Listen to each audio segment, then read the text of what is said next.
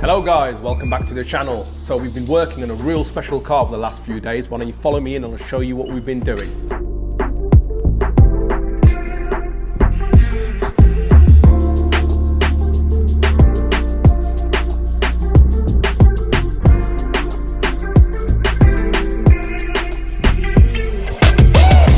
Guys, as you can see, we've had in this beautiful Lamborghini Aventador.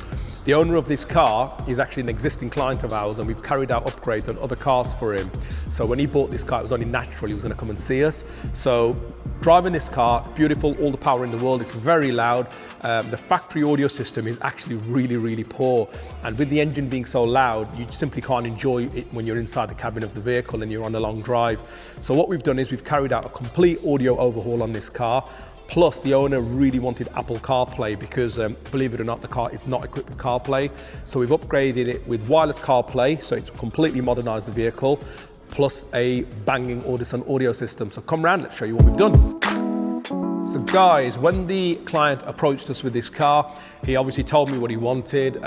My plan for this car was actually something really extreme. So he wanted it to sound better. So obviously we always start off with sound deadening the vehicle because it's, paramount to what we carry out. It's pointless putting really nice speakers in a vehicle if the environment that they're playing in is not going to be sufficient.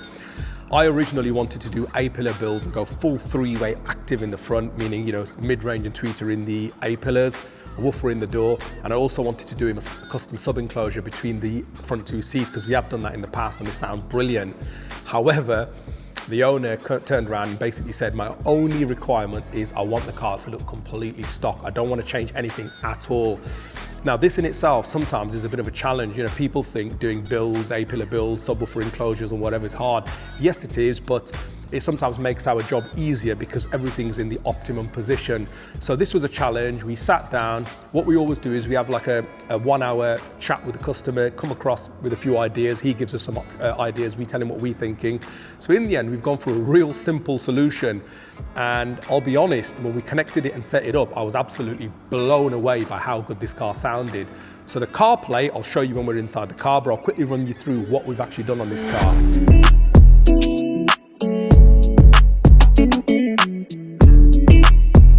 Starting off, we obviously didn't want to take up any space in his car, so we've actually installed an 8-inch Audison Prima driver in each of the doors. These have been mounted, and we will overlay some images using some wooden baffles we've built in-house. So that's real nice sturdy fixture to the actual door.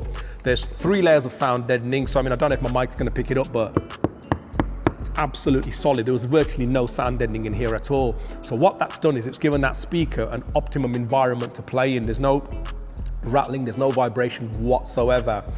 Because we've got no subwoofer, we've actually asked this woofer to go quite low, so it's almost like a subwoofer stroke mid-bass driver for us, and it performs absolutely brilliant. We've then also got the Audison Prima tweeters, but the power range in the factory location. Now, they're firing up at the windscreen, so it's definitely not the right place to put a tweeter, but we were limited. The customer didn't want any builds. And because we're using a DSP on this car, DSP almost gives us a little bit of magic at our fingertips because we can tune things and fix problems we otherwise wouldn't overcome. And I'm not gonna lie, after tuning this car, even myself, I was blown away. It goes to show that the right speaker fitted properly in the right environment will absolutely bang. We've had a Lamborghini in recently where the guy's got £3,000 set of front speakers, and I think this car blows it away. It absolutely rocks. Even the rep from Audison came down and he was like, wow. So yeah, all in all, sounds fantastic. The low end is brilliant. The vocals are crystal clear. The tops are absolutely brilliant. So all in all, brilliant. Let's get inside and show you the CarPlay.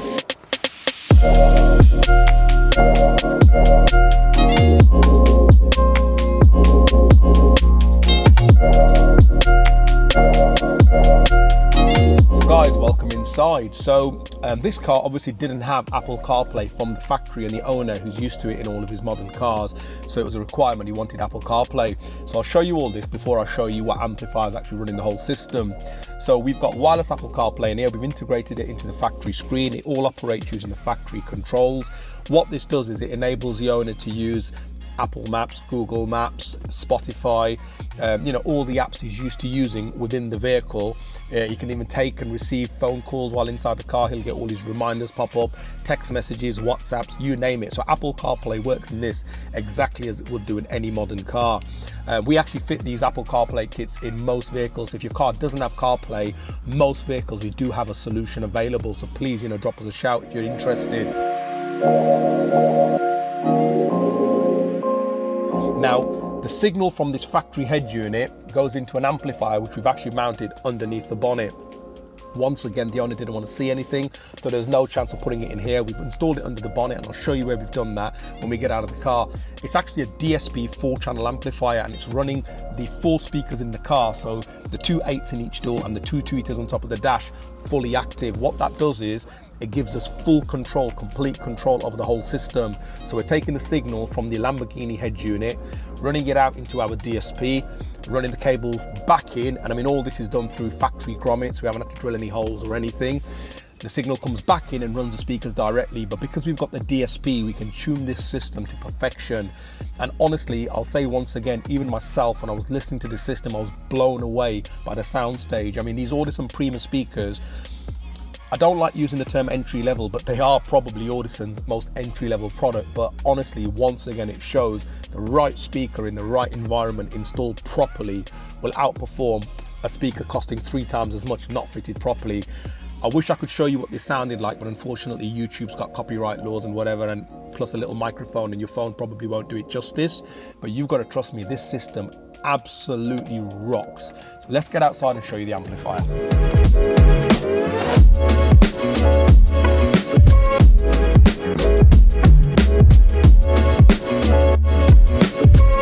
So guys, here we are. Now, as you can see or probably not see, the amplifier, which is a 4-channel Audison DSP amplifier, we've mounted in the actual luggage area in the front of this Aventador. And again, because of the client's wish that nothing be seen, we've installed the amplifier. We've then built a custom cover, a beauty panel, which hides everything, trimmed it in matching carpets. When you look under here, nothing is visible. He can throw his luggage in, won't have a problem. We've got vents at the bottom so the amplifier can breathe. It works absolutely perfectly. And like I said, everything is built down here around the client's requirements. So he wanted it covert. We've given him an absolute banging audio system, which is fully covert. What we got? Guys, thanks for watching this video. Please like the video, subscribe to the channel.